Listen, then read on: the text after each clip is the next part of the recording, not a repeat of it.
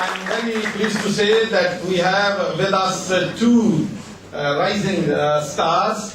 One is Baroness Varsi, who is the Shadow Communities Minister, and we have with us Right Honorable Sadiq Khan, who was the first Muslim Privy Councillor and first Muslim to be attending the cabinet meetings. So I want to take this opportunity to give them a couple of minutes each. I think I'll be doing the right thing. So our next speaker is Baroness Varsi, and today, always we blame MPs that they make very lengthy speeches. Today all the speeches were very brief, and I hope this will continue.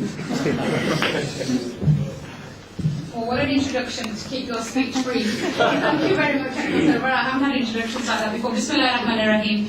Assalamu alaikum. Distinguished guests, ladies and gentlemen, brothers and sisters. I just want to say a few words. I think I just want to follow on really from a meeting that I had about half an hour ago when I met some Muslims in the armed forces, the Muslim chaplain to the armed forces.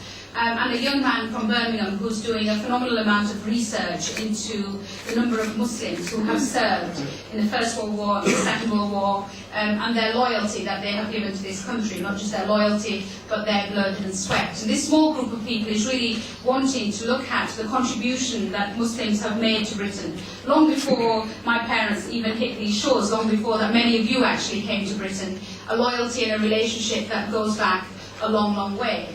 And the reason why I think it's important for that story to be told about the relationship that Britain has with Muslims, and Muslims have had with Britain, and the loyalty that Britain's Muslims have given to Britain, is because unfortunately, more and more in today's media, there is a question being raised, and indeed in political circles, about the loyalty of British Muslims, and whether or not Islam is in fact compatible with Britain, and whether there is actually an intrinsic conflict between Islam and Britain's.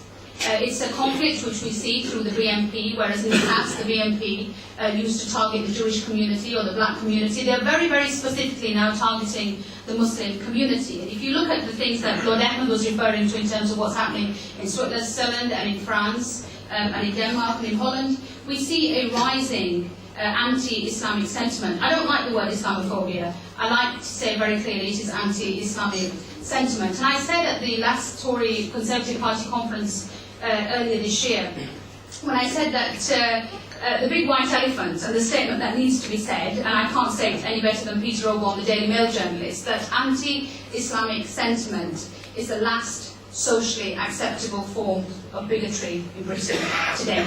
Now that needs to be said. And the reason why it needs to be said is because you can only start tackling a problem once you start acknowledging that that is the problem. And all sorts of community engagement programs, which I'm sure are well-intentioned on behalf of the government, and preventing violent extremism programs, which I still haven't quite understood in terms of its name, preventing violent extremism, but all sorts of programs and initiatives can't really take form until we first of all acknowledge what the real issues are and acknowledge the fact that this is a feeling which many, many Muslims up and down this country are feeling. Now, I don't want that to be read as some sort of victimhood. I don't think that Muslims should stand back and say we're the ones that are being picked on. I actually see that as a challenge, and with a challenge I see that as an opportunity. And as an opportunity for the British Muslims of this country to rise to this challenge and actually put forward what their faith is really all about. Sometimes that is difficult, and I found it extremely difficult when I had to sit alongside Nick Griffin on the Question Time panel and sit and listen to him defame the religion of Islam.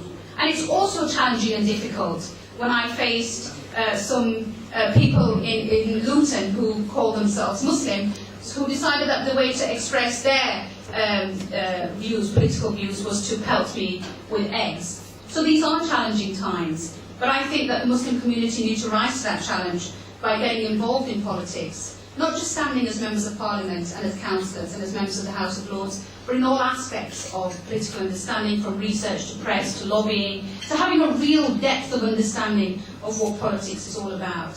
And whilst I welcome what Uncle Sarah said, and many others have said, of having more British Muslim parliamentarians. And Uncle Sarwara, your prayers might come true because the next 4 might well be Conservative members of Parliament, so you will have 8 in the House of Commons.